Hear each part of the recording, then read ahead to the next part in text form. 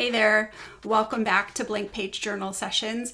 I'm your host Tara, and if you're joining me after watching the first video, thank you very much. This is my second attempt at recording and editing, and I appreciate all of your patience. I'm definitely learning and trying to iron out some bugs along the way. So with that, let's dive in. I think this is going to be a fun one, but also pretty important. There are a lot of things that can hold us back when we try to start or keep a journaling practice. There's some pretty funny memes out there about buying just the right journal, but then not wanting to mess it up. So it sits there, blank, staring you in the face.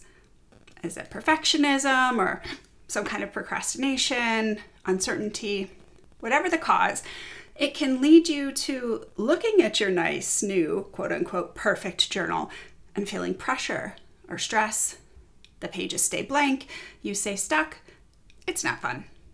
There are a few things you can try to work through this. So one thing you can do is go ahead and leave your pretty journal on the shelf for now until you feel ready for it, and instead use some plain paper like this.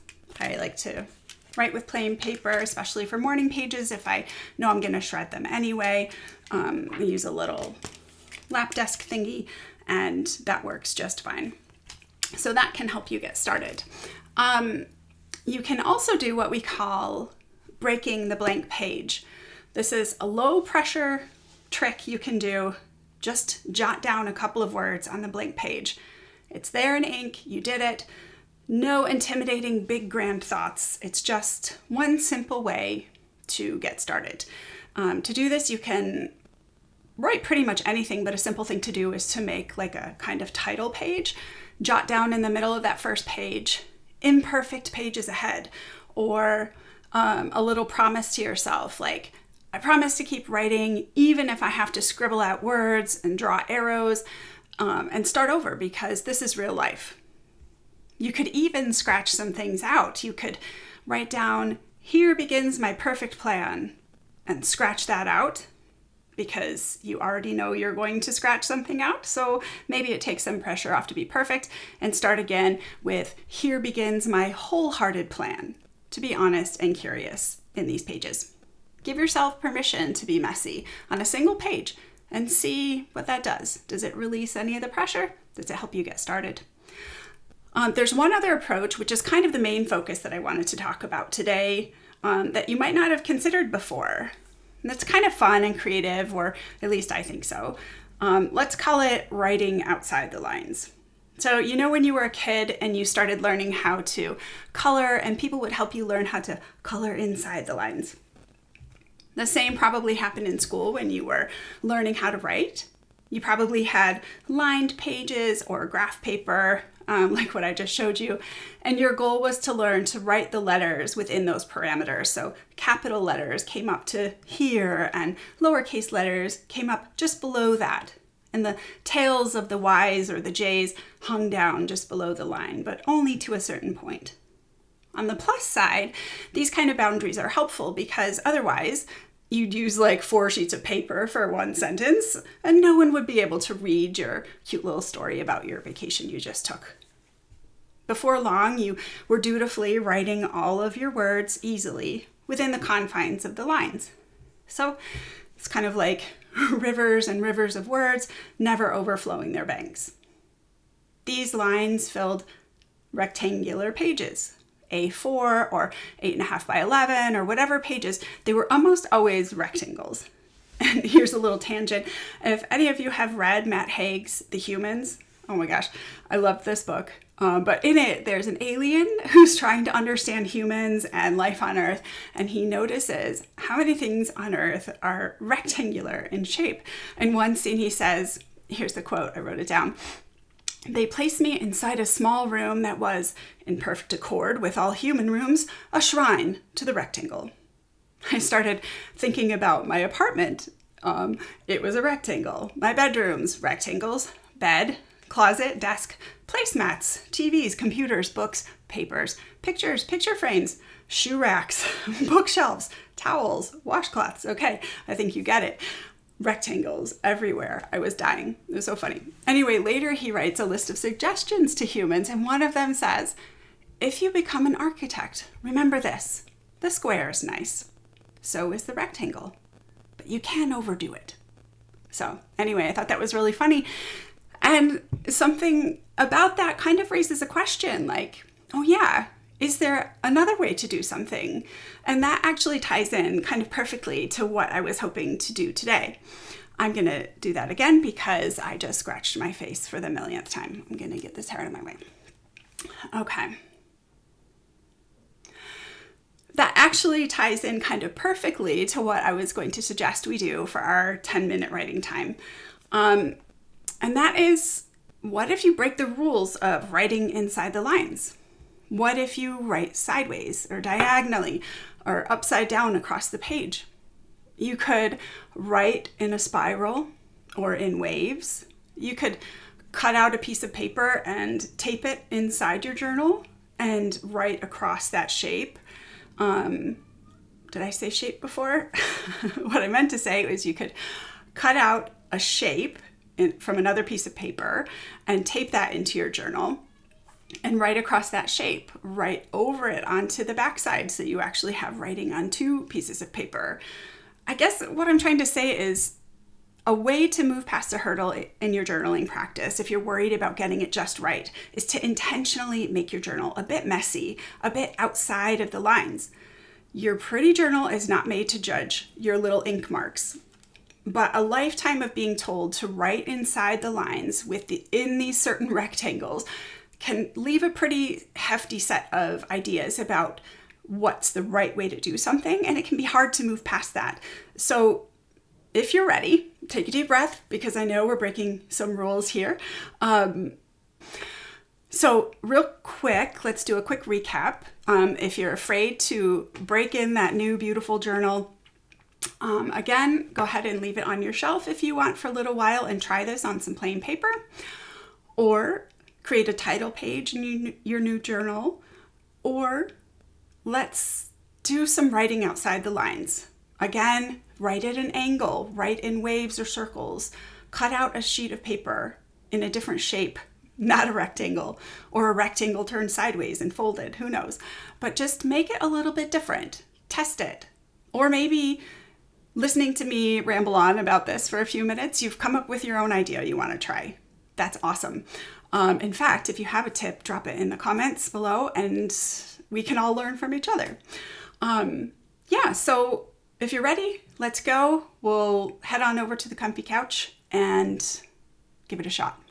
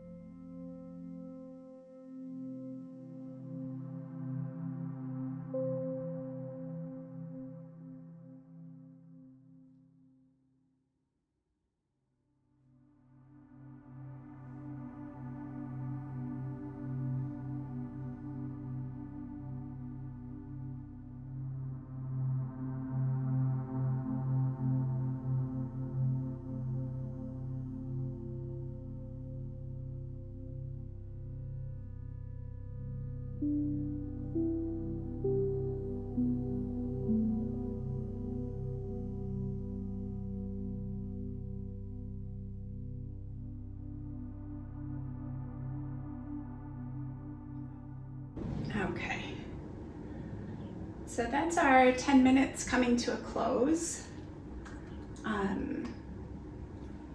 I had a little bit of fun with that actually. I haven't done this in a while with making shapes, but I don't know if you can see this from there. Maybe I'll zoom in. But I decided to spiral here, and then I found that I was writing about the concept of spirals, the negative ones, like, oh, I'm spiraling about a topic, or a spiral of growth. And then I looked out and I thought, oh, that kind of reminded me of growth rings on a tree. And so I wrote a little bit about